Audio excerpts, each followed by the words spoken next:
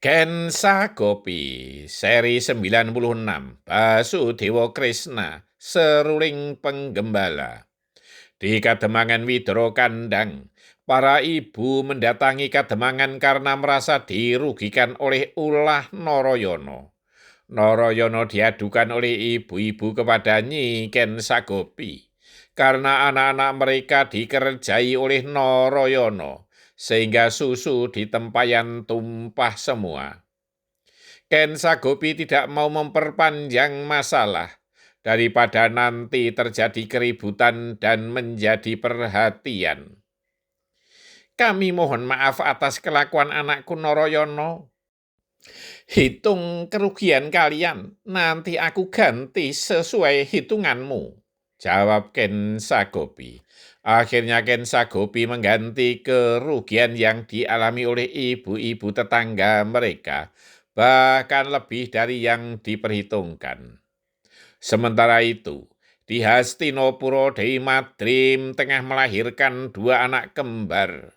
Mereka dinamakan Pinten dan Tangsen. Kehamilan Dewi Madrim atas bantuan Batara Aswin. Dewi Madrim bisa menghadirkan dewa atas bantuan Dewi Kunti. Ia diajarkan ajian Aditya Redaya. Anak Pandu Dewanoto kini berjumlah 5 orang dari 2 ibu yang semuanya laki-laki. Mereka kemudian disebut Pandowo Limo.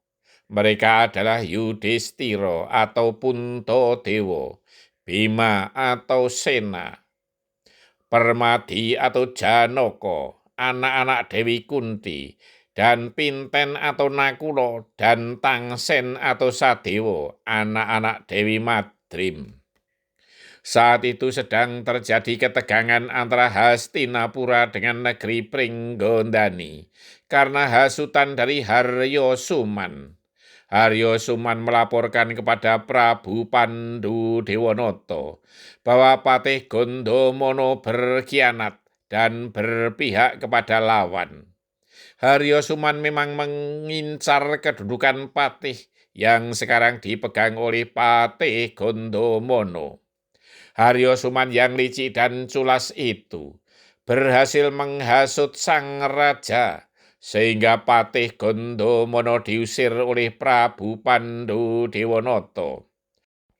Patih Gondomono yang difitnah oleh Haryo Suman sempat menghajar Haryo Suman hingga babak belur. Haryo Suman yang sebelumnya seorang yang tampan, kini menjadi berwajah jelek, tangan cacat, dan suara sengau. Sejak saat itulah Haryo Suman disebut Sengkuni.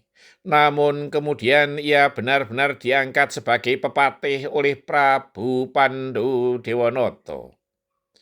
Dan kemudian terjadilah perang besar antara Pringgondani dengan Hastinapura yang disebut Perang Pamuksa.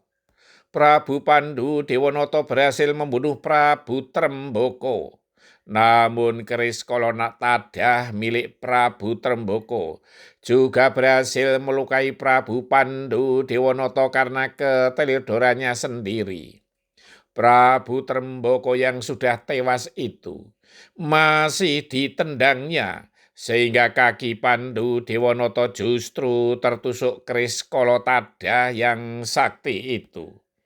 Tak berapa lama Prabu Pandu Dewanoto pun gugur karena tertusuk keris Kolotada.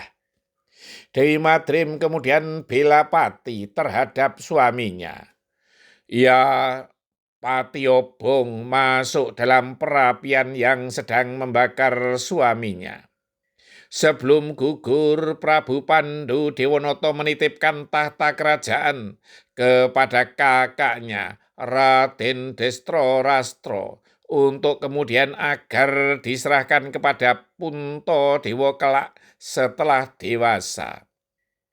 Sedangkan Dewi Madrim menitipkan kedua anak kembarnya kepada Dewi Kunti. Patih Sengkuni kini bersukaria karena Raja Hastinapura adalah kakak iparnya sendiri, Prabu Destra sedangkan ia sendiri tetap sebagai patih. Prabu Pandu Dewanoto tidak berumur panjang karena mendapat kutukan dari Resi Kindomo. Saat itu Resi Kindomo yang berwujud kijang sedang berasik masuk mesra dengan istrinya yang juga berwujud kijang. Sedangkan Prabu Pandu Dewanoto sedang berburu. Melihat 2 ekor kijang, Prabu Pandu Dewanoto segera melepaskan anak panah.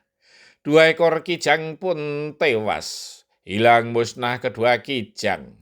Hanya suara Resi Kindomo yang terdengar mengutuk perbuatan Pandu Dewanoto tersebut. Pandu, kau akan mengalami nasib seperti kami.